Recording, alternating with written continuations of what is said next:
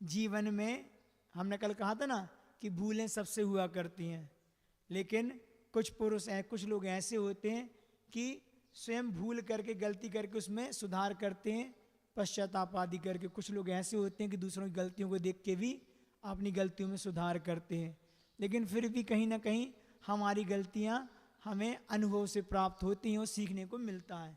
अनुभव बहुत काम की चीज़ होती है, जब तक खुद पे नहीं बीते ना तब तक समझ में भी नहीं आती। ऐसे एक प्रसंग है कि जब जीवन में घटता है तो आदमी बाद में सोचने में मजबूर होता है। छोटी सी बात थी, रामायण की बात बता रहे हैं कि जब अग्नि परीक्षा हो जाती है ना, किसकी? सीता की। तो हो जाने के बाद रामचंद्र जी सीता से कहते हैं कि देवी अब मेरे सब अपराध आप क्षमा करें, क्योंकि हमने किया तो सब मेरे कारण हुआ, लेकिन अब प्रजा को देख के और सबको देख के मर्यादा को समझ के हमें सब करना पड़ा, तो आप मेरे सारे अपराध क्षमा करें और चलो राजभवन में प्रवेश करें। अग्नि परीक्षा के बाद आप लोग को पता होना चाहिए अग्नि परीक्षा कब हुई? कब हुई? कि वहाँ अपहरण हुआ, वहाँ से लौट के आए, उसके बाद राज्य में रहना हुआ, फिर उसके बाद नहीं, उसके बाद फिर लांछन लगा तो उन्हें वन में पहुंचाया। अब यह नहीं, वन में रहने के बाद फिर जब बाद में लव कुश का जन्म हुआ, उसके बाद जब उसको सीता को बुलाया तो राम फिर तैयार नहीं। तुम इतने समय से हो, क्या कह सकते हैं? क्योंकि पहले जैसे ना हो कि पहले वो कोई किसी ने उसके ऊपर आक्षेप लगाया था कि रावण की लंका में लेके आई है, तो कहाँ से शुद्ध हो सकती सीता?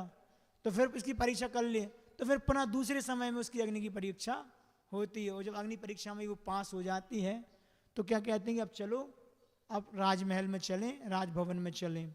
तब सीता जानते हो क्या कहती है? सीता ने कहा कि स्वामी, क्या आप चाहते हैं कि मैंने जीवन में जो 4 बड़ी भूलें की हैं उन्हीं भूलों को मैं हमेशा फिर से दोहराती जाऊं? 4 भूलें की हमने। तो तब राम ने बड़े आश्चर्य से पूछा, देवी वो 4 भूलें कौन सी हैं? कौन सी 4 भूलें हैं? तब सीता कहती है, सबसे पहली भूल थी मैंने तुमसे विवाह किया। देखो बहुत बड़ी बात बोलती है, मेरी सबसे बड़ी भूल है कि मुझसे विवाह के साथ समय हुई जो भूल हुई। जब वर्ण करने के बाद युद्ध छिड़ गया, तभी मैंने अगर आरिका के व्रत ले लिए होते तो ये आत्मकल्याण किया होता, तो आज मुझे ये कुछ भी देखना नहीं पड़ता। उससे मुझे बैराग हो जाता कि देखो स्त्री के पीछे लोग लड़ रहे हैं, लेकिन उस समय मुझे कुछ समझ में नहीं आया, आ जाता तो आरिका बन जाती। दूसरी, जब प्रेम के बस होकर हम आपके साथ वन में गए, हमारा आपके प्रेम तो ही था, उस समय भी चेत जाते, घर में रहते तो बैराग के साथ हम अपना जीवन जीते, लेकिन आपके साथ हम वन में चले गए। तो दूसरी ये हमारे से गलती हो गई। और तीसरी कौन सी हो गई कि जब रावण हमें हर कर ले गया था, उस समय भी अगर हम सोच लेते कि नहीं अब रावण से छूटे हैं तो हम राजमहल में न जाएं, लेकिन वो हमारा मुँह था कि मुझे फिर ले गया, भाई मेरे जीवन की तीसरी गलती थी। और चौथी, जब वन से घर आई थी, यदि उस समय भी अगर मैं अपने आत्मकल्याण की सोच लेती ना तो सारी झंझटों से छूट जाती। क्या वही गलती मैं पुनः दोहराऊं? तो हमें वो गलती अब पुनः नहीं करना। राम बहुत निवेदन करते, कोई राम का विशेष प्रेम सीता से था, लेकिन सीता को तो बैराग उमड़ गया था।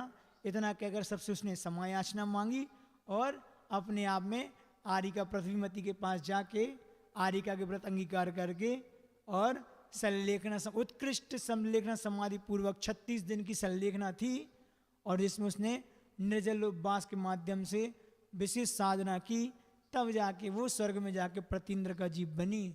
तो कुछ कुछ चीज़ें ऐसी होती जीवन में, हमसे भी होती हैं, हम गलती में गलती करते हैं, अगर उनसे सीख लेना तो पुनः हमारा जीवन अच्छा बन सकता है।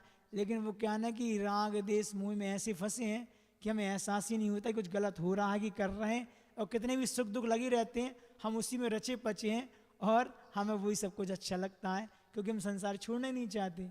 कुछ तो बहुत लोग कहते ना कि हमारे संसार में मुझे लगता ही नहीं कि हम दुखी हैं, हमें अच्छा तो लग रहा है, खाते पीते कमाते सोते उठते बैठते सब चल रहा है काम, हम इतना पुरुषार्थ करें ही क्योंकि मुझे मोक्ष जाना पड़े।